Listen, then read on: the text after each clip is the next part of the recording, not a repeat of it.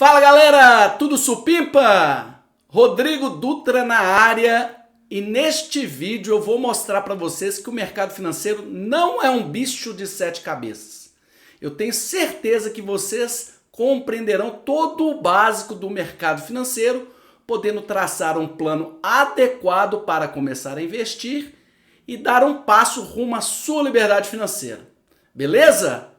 Então, larga o dedo no like, se inscreva no nosso canal, toque no sininho e compartilhe com os amigos. Vem comigo!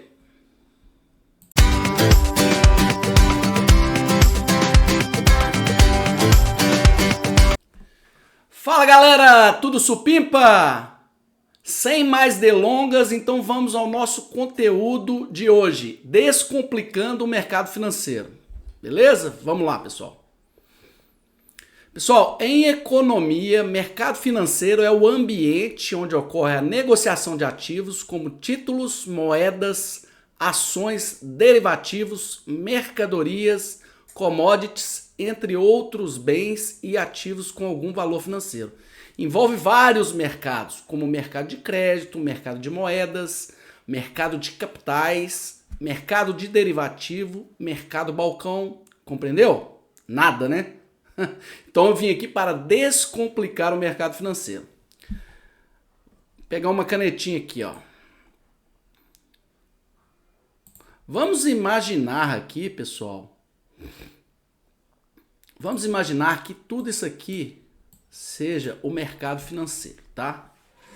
Do lado esquerdo estão os agentes superavitários, que são os poupadores, as pessoas que têm dinheiro, que têm money, ok? Do lado direito estão os agentes deficitários, que são os tomadores de empréstimo, quem precisa de dinheiro. E ao centro estão as instituições que operam esse fluxo de capitais que migram de um lado para o outro. Logicamente que elas ganham dinheiro com taxas, impostos e emolumentos, ok? Então quem que está aqui no centro? O banco, né? Os bancos comerciais aí que vocês estão acostumados a operar no dia a dia, as corretoras de valores, tá bom? E também a B3, a Brasil Bolsa Balcão, que é a nossa bolsa de valores, tá? Para regular e supervisionar esse mercado financeiro, nós temos o Conselho Monetário Nacional, que ele é composto aqui pelo Banco Central do Brasil, tá ok, pessoal? O que é o Banco Central do Brasil? É o banqueiro do governo, é o banco dos bancos. Atualmente ele tem autonomia para colocar a política monetária do país, tá bom? E ele fica de olho em quem? Ele fica de olho aqui nos bancos e também nas corretoras de valores. E temos também a CVM, a Comissão de Valores Mobiliários, que fica fiscalizando aqui a nossa Bolsa de Valores. Fica de olho aqui na Bolsa de Valores, tá bom? Protegendo os acionistas minoritários. Essa que é a função da CVM.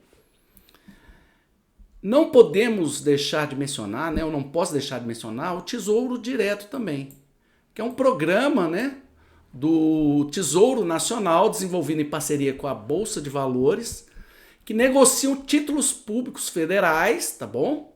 São títulos ativos livres de risco, então são bons investimentos para nós, pessoas físicas comuns, tá ok?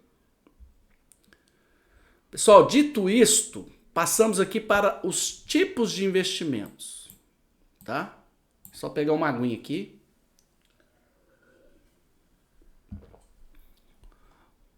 Vamos lá. No mercado financeiro, você já deve ter escutado aí, existem vários produtos financeiros. É uma sopa de letrinhas, vocês já escutaram CDBs, RDBs, CDIs, LCI, LCA, CRI, CRA, títulos públicos que são LFT, LTN, NFT, NTN, desculpa.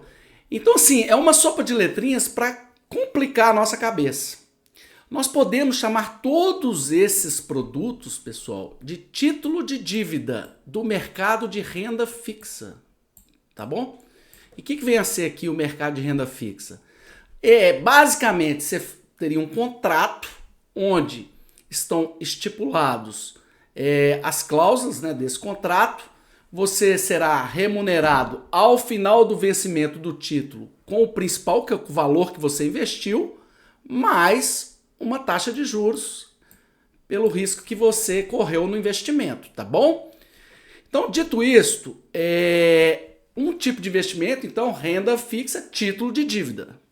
O outro tipo chama-se a renda variável. E na renda variável, aí o que vai acontecer? Nós vamos nos tornar sócio das empresas. Participações societárias. Faltou um S aqui na apresentação.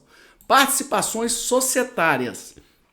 Ok? E aí, na medida que as empresas forem crescendo, nós vamos receber a valorização, né, da cota ou do ativo, mais os proventos, que são as participações nos lucros das empresas. Tudo bem? Então, resumindo, para ficar claro, basicamente, 2 tipos de investimento. Título de dívida no mercado de renda fixa, participações societárias no mercado de renda variável. Beleza? Seguimos então. Investimento em renda fixa. Qual que seria o conceito aqui, pessoal? Renda fixa é aquele tipo de aplicação financeira cuja rentabilidade já é conhecida antes da aplicação. Nós temos um parâmetro pré-definido, ok? E aí, o que acontece? Como tem esse parâmetro, nós vamos correr menos risco, entretanto, teremos menores retornos. Compreende? E para quem que a gente pode emprestar, no caso? Emprestamos dinheiro para o banco, através de vários produtos financeiros, aqui do lado. E eu queria chamar a atenção aqui para a poupança, tá? Porque a poupança, ela te dá uma rentabilidade muito baixa, podendo perder, inclusive, para a inflação. Com isso, você estaria queimando o dinheiro. E a outra que eu chamo a atenção seria as letras financeiras e o COI, que é o Certificado de Operações Estruturadas, porque esses investimentos não têm cobertura do FGC, que é o Fundo Garantidor de Crédito, né? O que é esse fundo? É uma instituição privada, sem fins lucrativos, tá ok? Onde eles vão depositando recursos para proteger os correntistas e os investidores. De quê? De uma possível quebra da instituição financeira. Então, se você compra um CDB de um determinado banco, e esse banco quebre, esse fundo garantidor ele vai devolver ao seu dinheiro limitado a R$250 mil por CPF, tá? E por instituição financeira. Beleza? O segundo aqui, nós podemos emprestar para as empresas, né? Através de outros títulos de dívida. Entretanto, aqui nós vamos correr um pouco mais de risco. Por isso teremos que exigir um prêmio maior. Por quê? Porque todos esses produtos aqui, como debêntures, CRA-CRI, né? Notas promissórias, eles não têm cobertura do FGC, do Fundo Garantidor de Crédito, tá ok? Então tomar muito cuidado com o empréstimo aí para as empresas. Podemos emprestar também para o governo, aqui ó, o governo, tá ok? Através de quê? De compra dos títulos públicos federais. Aqui sim é um investimento mais seguro do país, que é considerado um investimento livre de risco. Você vai falar, pô, mas prestar para o governo eu estou livre de risco? Exatamente. Por quê? Porque o governo, pessoal, tem a prerrogativa de imprimir dinheiro. Ele tem a máquina de imprimir dinheiro através do Banco Central. Então, esses títulos, eles não teriam, teoricamente, o risco de crédito, né? O risco do calote aí, ok? Então, é uma boa pedida aí para os investimentos. É importante analisar aí esses títulos públicos federais. Bom, passamos então aos investimentos em renda variável, tá? Aqui o que vai acontecer? A renda variável é aquele tipo de aplicação financeira cuja rentabilidade é desconhecida antes da aplicação, diferentemente da renda fixa. Então, desta forma, pessoal, como não tem um parâmetro, o investidor poderá ter prejuízo ou lucro. Então, tem que ficar muito atento aqui ao investimento da renda variável. Vou pegar mais uma aguinha aqui. Compreende? Então, o que acontece? Na renda variável, por ter essa volatilidade, você já deve ter ouvido falar na alta volatilidade, que é alto risco, então nós vamos correr um maior risco, portanto, entretanto, né, nós vamos ter maiores retornos, né? A capacidade de alta de retorno é muito grande, tá? E segundo, e principalmente aqui, pessoal, para aqueles investidores que vão investir para o médio e longo prazo, tá ok? E o que seria esse médio, curto e médio e longo prazo? Segundo a Ambima, né, podemos classificar os prazos da seguinte forma: até 2 anos considera-se curto prazo, tá? De 3 a 10 anos, médio prazo. Acima de 10 anos, longo prazo. Então você investindo com base nesses prazos aqui, de 3 a 10 anos ou acima de 10 anos, a possibilidade do ganho no mercado de renda variável é muito maior, tá? Isso é comprovado através de estudos, pessoal, não sou eu que estou falando. Inclusive tem um exemplo aqui, que é do Jeremy Siegel, né? É um estudioso aqui, norte-americano, que estuda bastante esse tema de finanças e investimentos. E ele escreveu esse livro aqui, ó, Investindo em Ações no Longo Prazo, da qual eu já recomendo a todos vocês a leitura, tá? E qual que é a conclusão que ele chegou? Ele fez um estudo datado de janeiro de 1802 a dezembro de 2013, mais de 200 anos, tá ok? E ele comparou o rendimento, né, das ações, dos títulos públicos, do ouro e do dólar.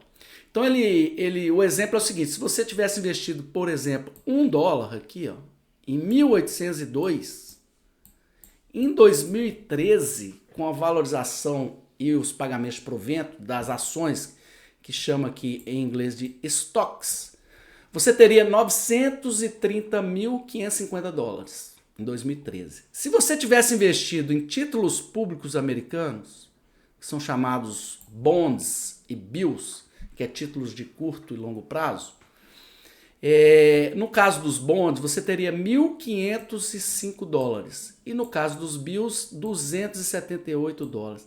Compreende aqui a diferença, pessoal, de valorização das ações para os títulos públicos americanos? E se fosse investir em ouro, $1 te daria $3,21 em 2013. E o dólar, pior ainda, $1 teria retornado em 2003, né, $0,052.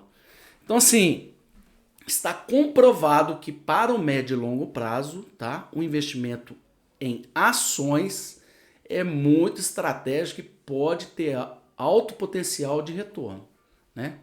Pode não, está comprovado nesse estudo aqui. Bom, pessoal, finalizando aqui, quase chegando ao final, eu enumerei algumas vantagens e desvantagens da renda fixa e da renda variável, tá? Para vocês fazerem uma análise aí. De vantagem aqui na renda fixa, né? O que acontece? Primeira coisa, estabilidade de retorno, ok? Como tem um parâmetro, tem uma taxa, né, conhecida antes da aplicação, você tem uma estabilidade na rentabilidade ali. Baixo risco, exatamente por isso. Se você levar o título até o vencimento, né, você não tem possibilidade assim, de perder dinheiro. Então tem um baixo risco aí na aplicação.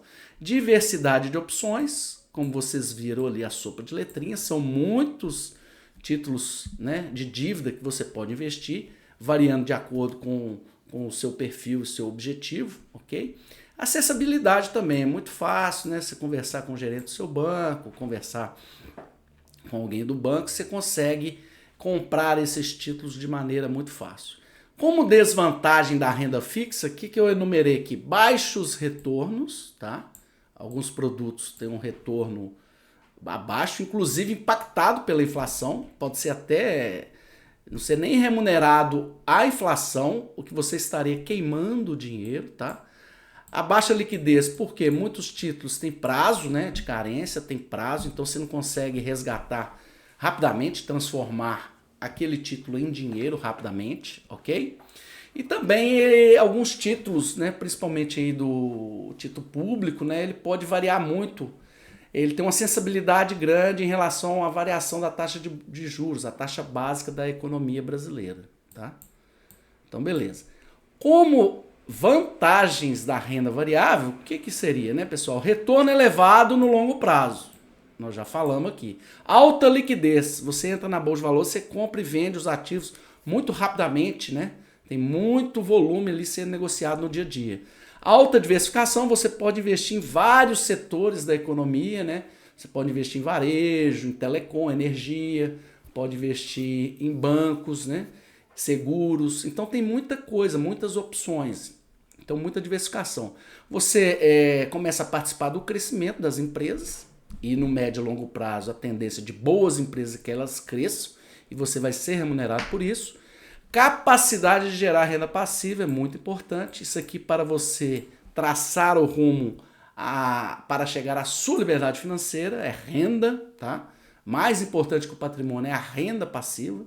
E como desvantagem, né, pessoal, a gente já falou, é a volatilidade no curto prazo em virtude de quê? De incerteza do retorno, né? E você corre o risco de perder dinheiro, perder capital. Tá ok? Bom, então vem o grande finale aqui, ó. E aí, em qual classe eu devo investir?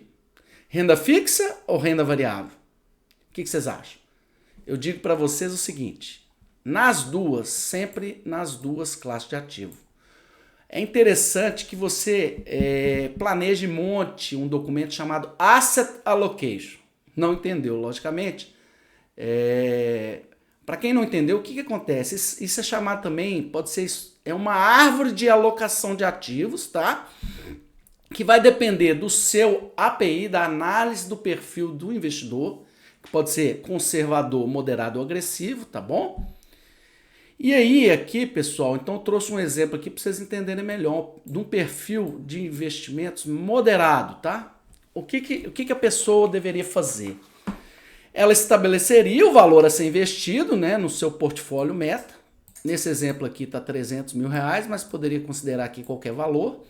O mais importante são os percentuais. Então, como é que ela faria a alocação para o perfil moderado? 50% na renda fixa e 50% na renda variável.